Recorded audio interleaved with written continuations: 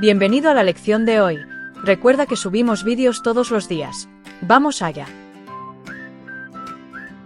Hola. A ver, seamos sinceros. ¿A quién no le han dado un dolor de cabeza las preposiciones at, in y on?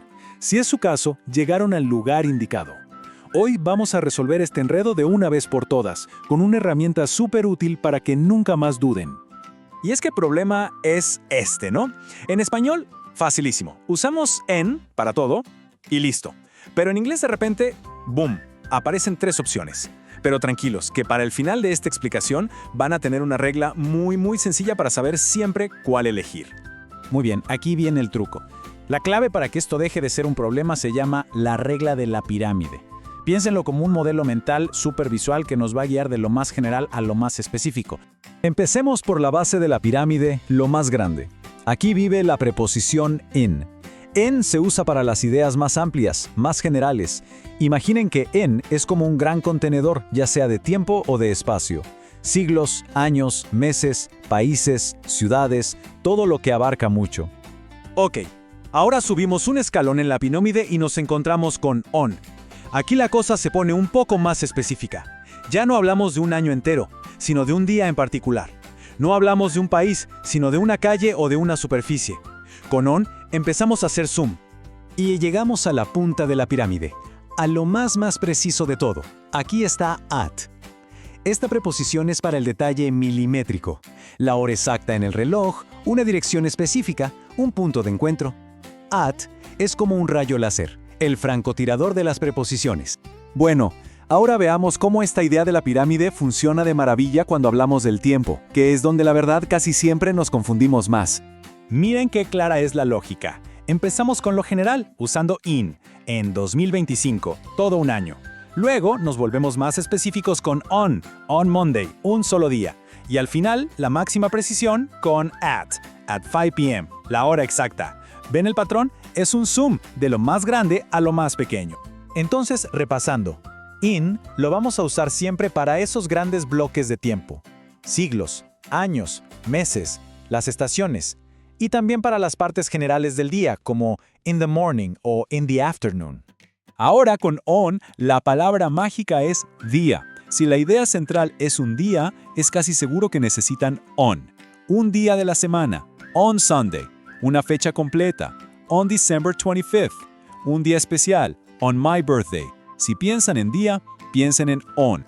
Y para la precisión de cirujano, ahí es donde entra at, horas exactas del reloj. Momentos súper puntuales como at noon o at midnight. Y ojo con este detalle clave.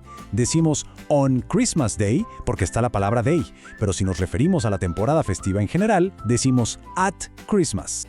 Ok, momento de una pequeña prueba. Si la lógica es in the morning, in the afternoon, ¿cómo creen que se dice en la noche? Cuidado, que esta es una de esas trampitas clásicas en las que todos caemos alguna vez. Pues la respuesta es at night, así como lo oyen. Aunque parezca que rompe la regla, es una excepción. Una de esas frases hechas del inglés que simplemente funciona así. No hay que buscarle mucha lógica, solo recordarla. Pero lo genial de la regla de la pirámide, de verdad, es que no solo sirve para el tiempo, funciona exactamente igual para los lugares. Y esto nos va a ayudar a que el concepto se nos grabe a fuego en la cabeza. Fíjense qué bien encaja todo. In para lo general, lo grande, in Spain, un país entero. O para un espacio cerrado como in a car. Luego on para algo más específico como una superficie, on the table. Y para el punto exacto como el pin en el mapa, usamos at the door o una dirección completa. Es la misma lógica. Y este ejemplo es brillante para ilustrarlo. Las 3 preposiciones con el mismo lugar, pero el significado cambia por completo. Si digo I am at the restaurant, estoy en la zona, quizás afuera esperando. Si digo I am in the restaurant, estoy adentro, ya comiendo.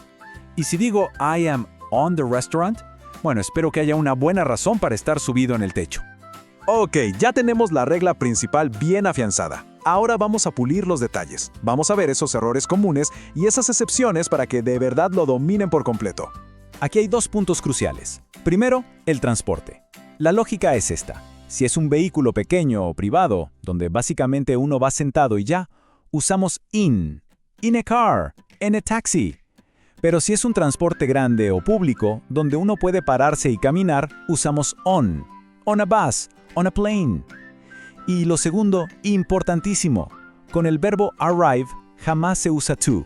Es arrive at para un lugar específico, como un aeropuerto, y arrive in para un área grande, como una ciudad o un país. Y aquí les va una regla de oro que les va a simplificar la vida. Si ven palabras como last, next, this o every junto a una expresión de tiempo, olvídense de la preposición, no se usa. Se dice see you next Monday y punto. Nada de on next Monday. Simple y directo. Muy bien, ya para cerrar, vamos a resumir todo en una sola idea clave. El concepto final que unifica todo lo que vimos. La idea con la que quiero que se queden es esta. Si alguna vez dudan, deténganse un segundo y piensen en la pirámide. ¿Estoy hablando de algo grande, general, un contenedor? Usen in. ¿Es algo más específico, un día, una superficie? Va a ser on. ¿Es un punto súper preciso, una hora, una dirección exacta? Entonces es at. De lo general a lo específico. In, on, at. Esa es toda la magia. Y con eso, el misterio de estas 3 preposiciones queda resuelto. Ahora que tienen este código, van a ver que su uso se vuelve mucho más intuitivo. Así que la pregunta que les dejo es, ahora que desciframos esta regla imposible, ¿cuál es el próximo desafío del inglés que les gustaría que abordáramos juntos? Ahora unos tips que te ayudarán a encontrar la fluidez en el inglés que tanto buscas. Seguro que el deseo de aprender inglés ya está ahí, ¿verdad? Ese es el primer gran paso. Pero, a ver, el verdadero juego cambia cuando ese deseo se convierte en un plan de acción para hablar con confianza. Y justo de eso vamos a hablar hoy. ¡Empecemos! Porque al final del día, esto no se trata solo de coleccionar palabras o reglas gramaticales. Se trata de poder usarlas, de sentir la seguridad de expresar una idea, de contar una anécdota o hasta de pedir un café sin dudar. Ahí, justo ahí, es donde está la magia. Y aquí viene el primer mito que tenemos que derribar. Por favor, olvidemos la idea de que ser fluido es hablar a 1000 por hora. No, para nada. La fluidez real es naturalidad. Es que el cerebro deje de hacer esa maratón de traducir todo y simplemente piense en inglés. Es una meta mucho más amable y, la verdad, mucho más realista. Bien, para llegar a esa naturalidad, esta es nuestra hoja de ruta. Primero, el cambio de mentalidad. Después, cómo sumergirnos en el idioma día a día. Luego, pasamos a las técnicas de práctica. Cuarto, pulimos esos detallitos que marcan la diferencia. Y cerramos con lo más importante. ¿Cuál es el primer paso a dar? Perfecto, arranquemos con lo más importante, los cimientos de todo esto. Porque antes de cualquier app, libro o técnica, la primera barrera, la más grande, está aquí dentro, en la mente. Créanme, la mitad de la batalla se gana o se pierde justo aquí. Pensemos en esto. Hay 2 formas de procesar el idioma. El camino de la traducción mental es agotador. Es lento, es pesado y, seamos sinceros, suena un poco robótico. El otro camino, el de pensar directamente en inglés, es como entrar a una autopista.